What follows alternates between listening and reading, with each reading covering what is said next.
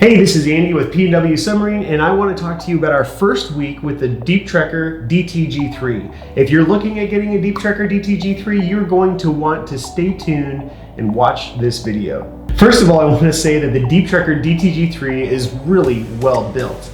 As you can see, the design, the build quality is phenomenal.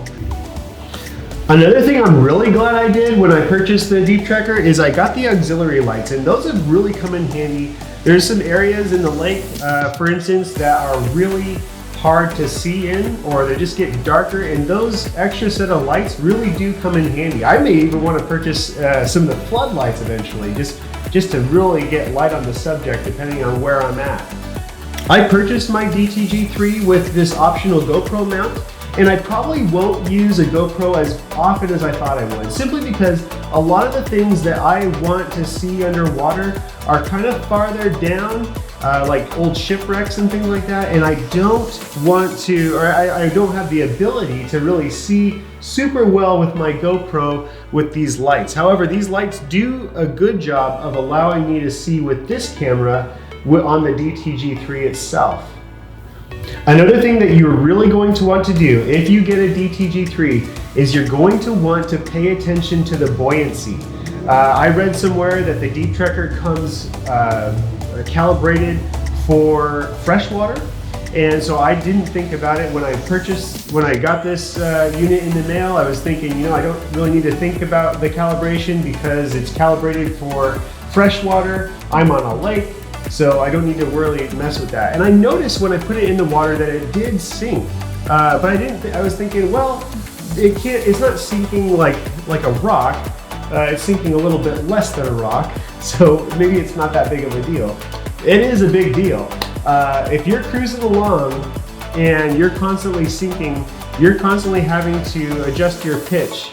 You're constantly having to go up. And so that makes for terrible video for one, and it makes things really hard to navigate.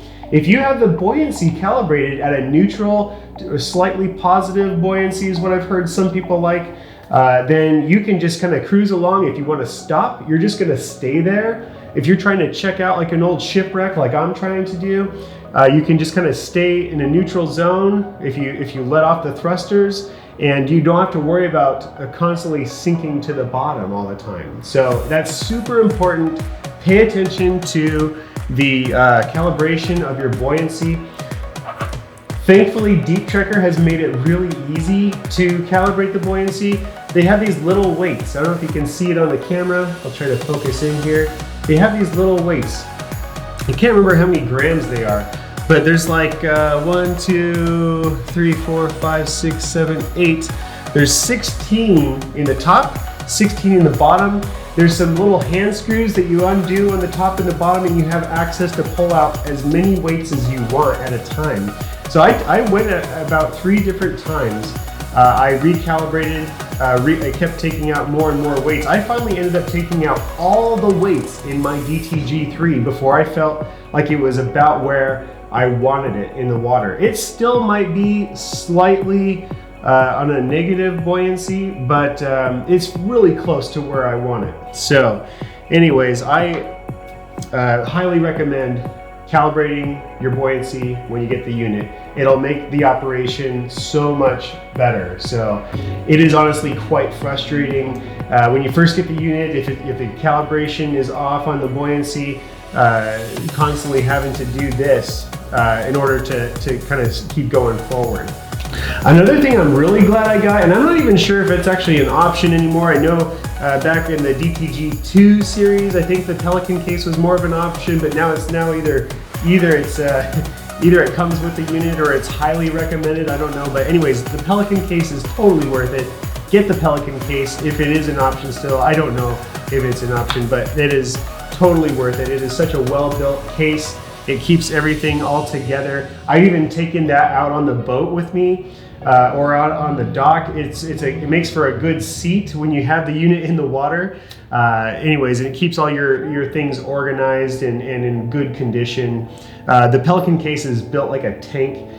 Highly recommend it. Another thing you're gonna wanna do if you have something like the optional grabber arm, you're gonna wanna keep a pair of pliers with you. And the reason for that is there's these quick attach, they have a whole really nicely done quick attach system on the bottom and I think also on the top here.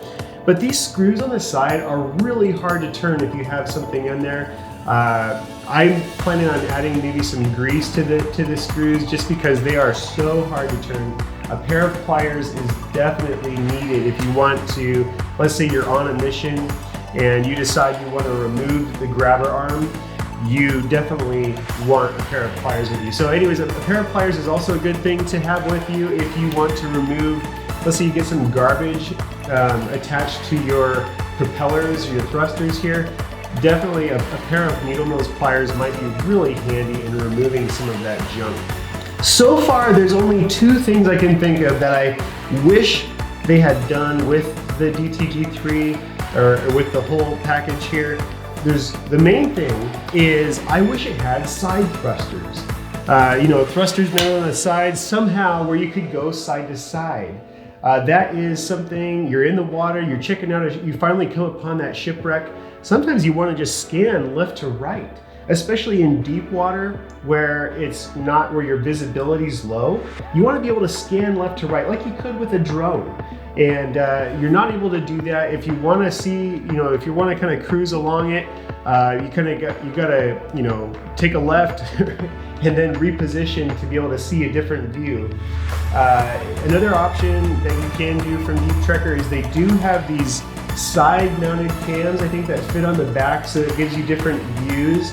So that's an option. However, I wish it just could kind of pivot side to side in the water. That would be a huge improvement. However, I'm sure it would add to the cost and probably wouldn't work with this design somehow. I'm sure they thought that through already. Another thing that I wish that they included is the ability to format SD cards. So there's a slot for an SD card to record in the remote control here. And let's say you've packed up, you've headed out on the lake, you remember halfway through that you forgot to format your SD card when you did your last download. Well, now you can't put as much on that SD card because it's half or most way full. So that could potentially limit you on your mission. So I would definitely like to see that in future updates, the ability to format your SD card and maybe even select files to delete off your SD card so that you can, you're not in a pickle when you're out there doing a dive. Another thing you're going to want to kind of play around with when you get your DTG3 is some of these automated and locking features. So there's like this course lock, there's this pivot lock, or your pitch lock, I should say. This pitch lock is the most handy feature I've found so far on this remote, besides the main controls.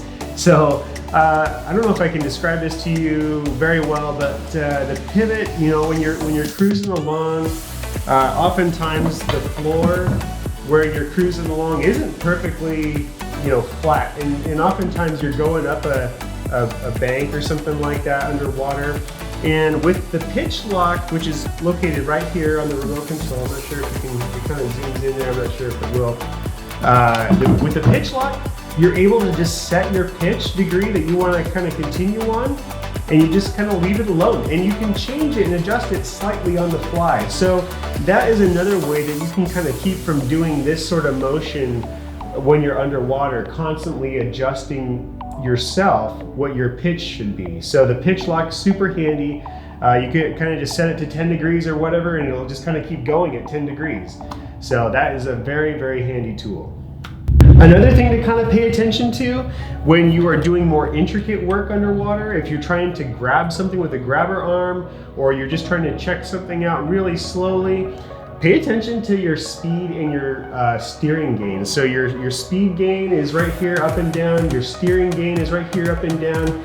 These are very important if you're trying to do intricate movements underwater. If you're getting frustrated because you can't grab something because you're moving too fast, slow it down with these adjustments here.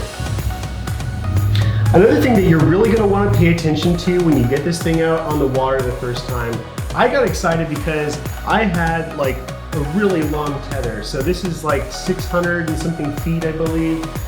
You want to be careful about how far out you go. If you're on a body of water where there's a lot of lake traffic, where there's boats and things like that. This is in the safety portion of the manual too. Pay attention to that safety portion of the manual. You don't want to get yourself in a situation where you have this tether way out there because your ROV's way out there, and then a boat comes along and either cuts it or gets tangled up in it.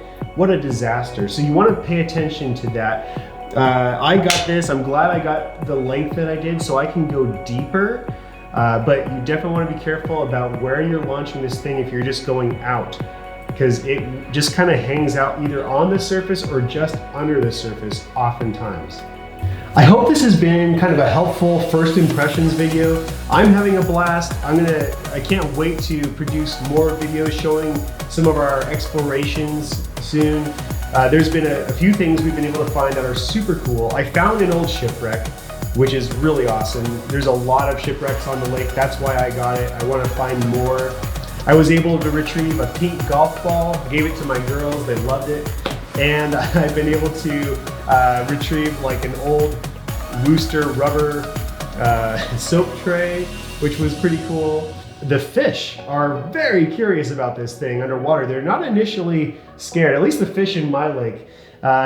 You get this thing underwater and the fish kind of want to check it out. They're kind of coming up to you and everything.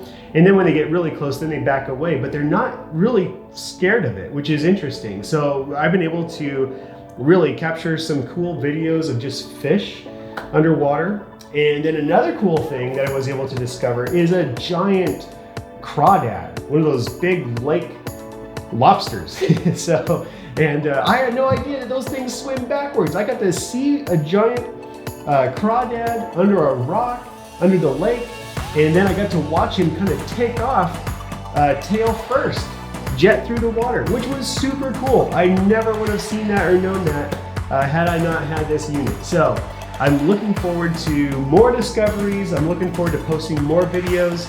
So if you enjoyed this video, if it's been helpful, please hit the like button and then be sure to subscribe to our YouTube channel and follow us on social media. Thanks for watching.